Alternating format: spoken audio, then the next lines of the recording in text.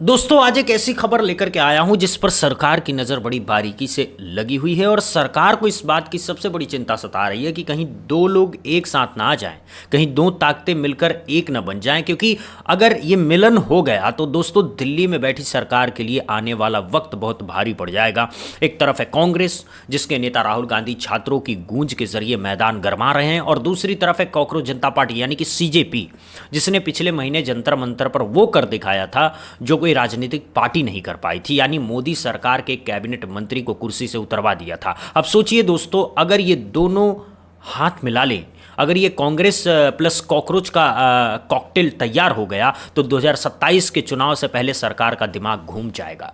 और यही डर आज सरकार को सबसे ज़्यादा सता रहा है। आज यानी कि 24 अगस्त को सीजेपी की एक बड़ी मीटिंग हो रही है, नेशनल वर्किंग कमेटी की इमरजेंसी बैठक, और इस मीटिंग के बाद जो भी फैसला होगा वो सीधे सरकार के दरवाजे पर दस्तक देगा। तो पूरी बात समझते हैं, आराम से समझते हैं, तसल्ली से, बिल्कुल शुरू से समझाता हूं आपको क्या हुआ है।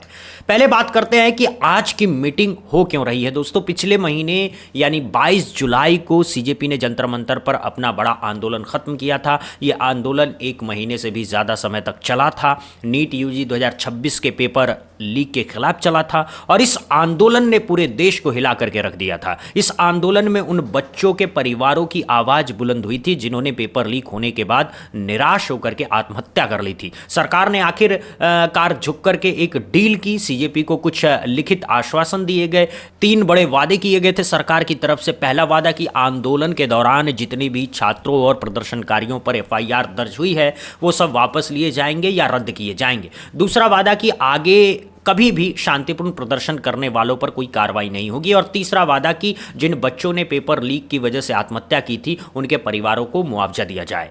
इन 3 वादों के आधार पर सीजेपी ने आंदोलन खत्म किया, नेक नियति से खत्म किया, इस भरोसे पर खत्म किया कि सरकार अपनी बात रखेगी। लेकिन दोस्तों जैसा कि आप जानते हैं इस सरकार की जुबान का भरोसा वैसा ही है जैसे गर्मियों में ओले पड़ने का भरोसा कभी भी टूट सकता है। अब 18 अगस्त को सुप्रीम कोर्ट में इस मामले पर सुनवाई हुई। सुप्रीम कोर्ट ने खुद 3 बार सरकार से कहा कि भैया एफआईआर की एक कंसोलिडेटेड लिस्ट दे दो, हम अनुच्छेद 142 का इस्तेमाल करके एक ही झटके में सारी एफआईआर रद्द कर देंगे। अब ये अनुच्छेद 142 दोस्तों सुप्रीम कोर्ट को असाधारण शक्ति देता है। इसका इस्तेमाल करके कोर्ट किसी भी मामले में पूरा न्याय दे सकती है। तो कोर्ट ने खुद हाथ बढ़ाया, कहा कि तुम बस लिस्ट दे दो, आगे का काम हम कर लेंगे। लेकिन सरकार ने क्या किया? सरकार ने कहा हम देखते हैं, सोचते हैं, कब देंगे ये पता नहीं। मतलब कोई कमिटमेंट ही नहीं दिया कि लिस्ट कब देंगे, बस बगले झांकते रहे। इसी सुनवाई के बाद सीजेपी के सह संयोजक सौरभ दास और लीगल अफेयर्स की लीड रत्ना सिंह ने प्रेस कॉन्फ्रेंस बुलाई और साफ कहा कि सरकार अपनी बात से मुकर रही है, धोखा दे रही है, ये विश्वासघात है। सीजेपी ने बाकायदा एक ऑफिशियल स्टेटमेंट जारी किया जिसमें साफ लिखा गया कि हमने नेक नियति से आंदोलन खत्म किया था, हमारी इन नेक नियतों को कमजोरी मत समझिए। अगर आपने वादे पूरे नहीं किए तो हम फिर से देशव्यापी शांतिपूर्ण आंदोलन खड़ा करेंगे, और ये चेतावनी सरकार की नींद उड़ा रही है। तो दोस्तों आज दोपहर 2 बजे दिल्ली में सीजेपी की नेशनल वर्किंग कमेटी की मीटिंग हो रही है। जो पदाधिकारी दिल्ली में मौजूद हैं वो फिजिकली आएंगे, बाकी देश भर से, बाकी राज्यों से लोग वर्चुअली जुड़ेंगे और मीटिंग के बाद मीडिया को ब्रीफ किया जाएगा। तो इसलिए कल हम लोग नेशनल वर्किंग कमेटी को कन्वीन कर रहे हैं। इस जो दिल्ली में फिजिकली प्रेजेंट है वो एक साथ मिलेंगे, 2 बजे का टाइम है। एंड जो दूसरे देश भर में, दूसरे स्टेट्स में, वो वर्चुअली ज्वाइन करेंगे। और उस मीटिंग के बाद हम लोग मीडिया को भी ब्रीफ करेंगे कि क्या हुआ। इसमें हम लोग जो एस्केलेटरी ऑप्शंस होंगे वो हम लोग डिसाइड करेंगे क्या होने चाहिए, लेकिन हम युवाओं के साथ विश्वासघात नहीं होने देंगे। सीजेपी की भाषा में इसे एस्केलेटरी ऑप्शंस कहा जा रहा है, यानी अब क्या क्या कदम उठाए जाएं इस पर चर्चा होगी। अब सोचिए दोस्तों सरकार क्या कर रही होगी। बीजेपी के आईटी सेल की मीटिंग हो रही होगी, अमित शाह के दफ्तर में हलचल होगी, गृह मंत्रालय के अफसर फोन घुमा रहे होंगे, दिल्ली पुलिस को अलर्ट पर रखा गया होगा, क्योंकि पिछली बार जंतर मंतर पर जो हुआ था वो अभी तक सरकार भूल नहीं पाई है। पिछली बार तो सिर्फ एक शिक्षा मंत्री की कुर्सी गई थी, इस बार पता नहीं क्या हो जाए, इसीलिए हर कदम फूंक फूंक करके रखा जा रहा है। अब आते हैं दूसरी और शायद सबसे इंटरेस्टिंग खबर पर। यह खबर पिछले कुछ दिनों से राजनीतिक गलियारों में तैर रही है, कानाफूसी हो रही है, चाय की चुस्कियों के साथ चर्चा हो रही है, लेकिन कोई खुल करके बोल नहीं रहा है।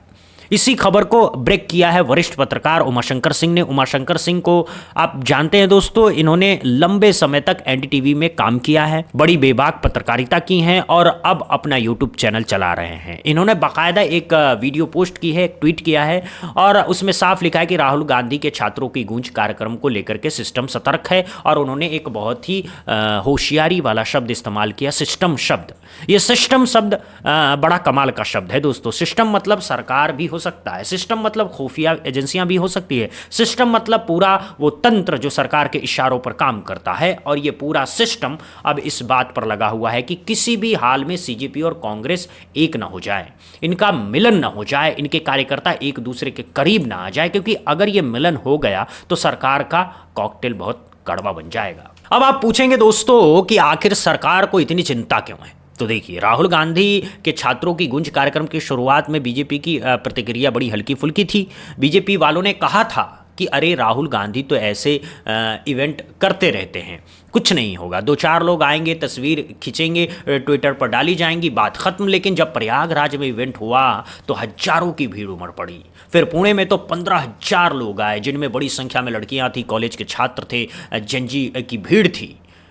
और ये भीड़ बीजेपी को खटकने लगी, ये भीड़ इंस्टाग्राम पर वायरल होने लगी, रील्स बनने लगी, हैशटैग ट्रेंड होने लगे। और इंस्टाग्राम की ये वाइब दोस्तों, यही वाइब सीजेपी ने पहले जंतर मंतर पर बनाई थी और उसी वाइब ने सरकार को घुटने पर लाकर खड़ा कर दिया। तो अब जब वही इंस्टाग्राम वाइब राहुल गांधी के इवेंट में दिखने लगी तो बीजेपी की टेंशन बढ़ना लाजमी है। मतलब जो हथियार पिछली बार सरकार पर भारी पड़ा था, वही हथियार अब कांग्रेस के हाथ में भी दिखने लगा है। और अगर ये हथियार दोनों हाथों में एक साथ आ गया तो सरकार का बचाव मुश्किल हो जाएगा। अब देखिए दोस्तों, हर छात्रों की गूंज इवेंट से पहले कोई ना कोई सरपंच जरूर होता है। पैटर्न बड़ा साफ है। पुणे में क्या हुआ, कांग्रेस पार्टी की एनएसयूआई का आरोप है कि एवीवीपी के कुछ लोग एक रात पहले गर्ल्स हॉस्टल में घुस गए, लड़कियों को धमकाया गया कि आप कल के इवेंट में मत जाना, नहीं तो अंजाम बुरा होगा। सोचिए दोस्तों, ये लोकतंत्र है, ये वो देश है जहां लड़कियों को धमकाया जा रहा है कि किसी नेता का इवेंट अटेंड मत करो। प्रयागराज में क्या हुआ, इवेंट का वेन्यू ही कैंसिल करने की कोशिश की गई, दबाव डाला गया, आयोजकों को फोन आए। बाद में जब बात बढ़ी तो मजबूरी में वेन्यू वापस अलॉट करना पड़ा। उत्तराखंड में क्या हुआ, वहां तो पहले वाला वेन्यू मिला ही नहीं, दूसरी जगह करना पड़ा इवेंट। कोटा में क्या हुआ, वहां कांग्रेस पार्टी ने खुलकर आरोप लगाया कि लोकसभा अध्यक्ष और राष्ट्रीय सांसद ओम बिरला जी के लोग समर्थकों को इवेंट में आने से रोक रहे हैं। अब जरा सोचिए दोस्तों, अगर ये कार्यक्रम इतना छोटा मोटा होता, अगर बीजेपी को वाकई ये हल्का फुल्का लगता तो इतनी मेहनत क्यों करती रोकने के लिए।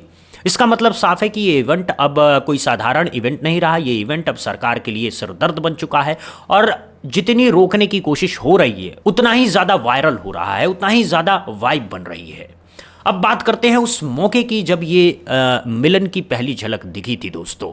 याद कीजिए, पिछले हफ्ते जब राहुल गांधी ने साहिल लोचप की एफआईआर को लेकर के धरना दिया था, उस दिन एक न्यूज चैनल पर सीजेपी के प्रवक्ता आशुतोष रांका बैठे हुए थे। एंकर ने पूछा कि आप राहुल गांधी के धरने का समर्थन करते हैं। रांका जी ने बिना एक पल गवाए कहा कि बिल्कुल हम समर्थन करते हैं, जिस मांग पर वो बैठे हैं वही तो हमारी मांग है। जिस पर पैलेट गन चलाई गई उसके खिलाफ एफआईआर हो।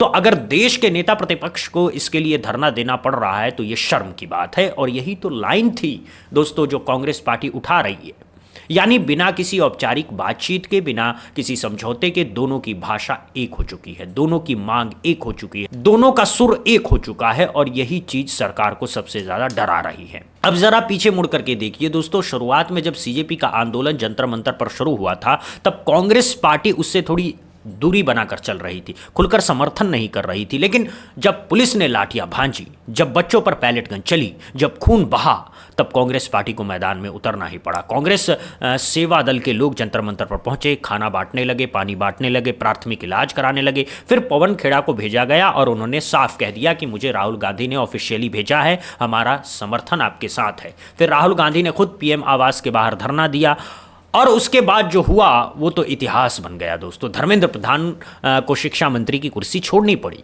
तो असली कमाल तो इसके बाद हुआ। संसद में राहुल गांधी ने अपना पूरा राजनीतिक तीर घुमाया और सीधा अमित शाह की तरफ किया। तब से लेकर के आज तक अमित शाह इस पूरे मसले पर कुछ बोल ही नहीं पाए हैं। जो चाणक्य कहलाते थे, जो हर मसले पर सामने आते थे, जो हर विवाद में कूदते थे, वो इस मामले पर बिल्कुल चुप है। राहुल गांधी खुलकर मजाक उड़ा रहे हैं, कह रहे हैं कि क्या बोलता था चाणक्य, तड़ी पार करेंगे, कहाँ गए वो सारे बयान। ये भाषा दोस्तों, ये तेवर, ये आत्मविश्वास, ये पहले राहुल गांधी में नहीं दिखता था और यही तेवर, यही धार अब कांग्रेस को एक नई ऊर्जा दे रही है। अब सोचिए दोस्तों, अगर ये दोनों औपचारिक रूप से एक साथ आ गए तो क्या होगा। एक तरफ राहुल गांधी है जो राजनीतिक स्तर पर सरकार को घेर रहे हैं, नेता प्रतिपक्ष हैं, संसद में आवाज उठा रहे हैं, बड़े बड़े इवेंट कर रहे हैं। दूसरी तरफ सीजेपी है जो एक प्रेशर ग्रुप की तरह काम कर रही है, जिसकी इंस्टाग्राम पर करोड़ों की फॉलोइंग है, जिसकी जेनजी में जबरदस्त पकड़ है, जो सरकार पर सड़क से दबाव बना सकती है। ये दोनों अगर मिल गए तो एक ऐसा गठजोड़ बनेगा जो एक तरफ संसद में लड़ेगा, दूसरी तरफ सड़क पर लड़ेगा, तीसरी तरफ सोशल मीडिया पर लड़ेगा, यानी सरकार को हर मोर्चे पर घेर लिया जाएगा। और यही तस्वीर सरकार को रात में सोने नहीं दे रही है। इसीलिए सिस्टम इतना सतर्क है, इसीलिए इतनी बारीकी से नज़र रखी जा रही है, इसीलिए हर छोटी मोटी चीज़ पर सरकार का ध्यान है। अब बड़ा सवाल यह है दोस्तों कि क्या ये मिलन वाकई में होगा। यहाँ थोड़ी सावधानी बरतनी होगी। सीजेपी खुद कोई राजनीतिक पार्टी नहीं है, ये चुनाव आयोग में रजिस्टर्ड भी नहीं है, ये एक सटायरिकल मूवमेंट है, व्यंग पर आधारित एक आंदोलन है। इसके फाउंडर अभिजीत दीप के पहले आम आदमी पार्टी से जुड़े रहे हैं, तो कहानी थोड़ी टेढ़ी है दोस्तों। सीजेपी शायद खुल करके किसी पार्टी के साथ न जाए, क्योंकि उनकी अपनी विश्वसनीयता इस बात पर टिकी है कि वो किसी भी राजनीतिक दल के पिट्ठू नहीं है। लेकिन जब मांग एक हो, जब दुश्मन एक हो, जब लड़ाई एक हो, तब बिना औपचारिक गठबंधन के भी सहयोग हो सकता है। इसे राजनीतिक भाषा में इशू बेस्ड सपोर्ट कहते हैं। और ये जो इशू बेस्ड सपोर्ट है दोस्तों, यही सबसे खतरनाक होता है, क्योंकि इसमें कोई ब्लैक एंड व्हाइट डील नहीं होती, कोई कागज नहीं छपता, कोई प्रेस कॉन्फ्रेंस नहीं होती, बस दोनों तरफ से एक ही आवाज उठती है और सरकार सैंडविच बन जाती है। एक बात और है दोस्तों जो बहुत गौर करने वाली है, सरकार अब हर छोटी चीज पर प्रतिक्रिया दे रही है, हर छोटी चीज को नोटिस कर रही है। ये अपने आप में बहुत बड़ा संकेत है। जब कोई सरकार शक्तिशाली होती है तो वो हल्की फुल्की चीजों को इग्नोर करती है, महत्व नहीं देती। लेकिन जब सरकार असुरक्षित हो जाती है,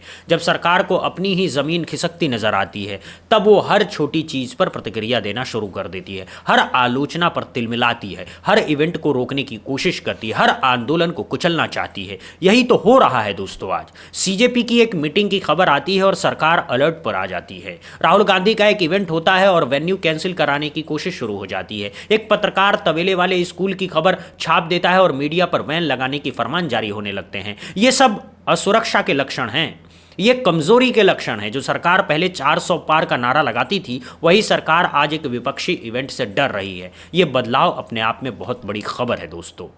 अब आज की मीटिंग से क्या निकलकर आएगा सामने, ये देखने वाली बात है। सबसे बड़ी संभावना यह है कि सीजेपी एक बार फिर देशव्यापी आंदोलन का ऐलान कर दे। अगर ऐसा हुआ तो जंतर मंतर की तस्वीरें दोबारा से जिंदा हो जाएंगी। और इस बार अगर कांग्रेस भी शुरू से ही खुलकर के समर्थन में उतर गई तो सरकार को हर बड़े शहर में एक साथ धरना प्रदर्शन, रैलियां झेलनी पड़ सकती है।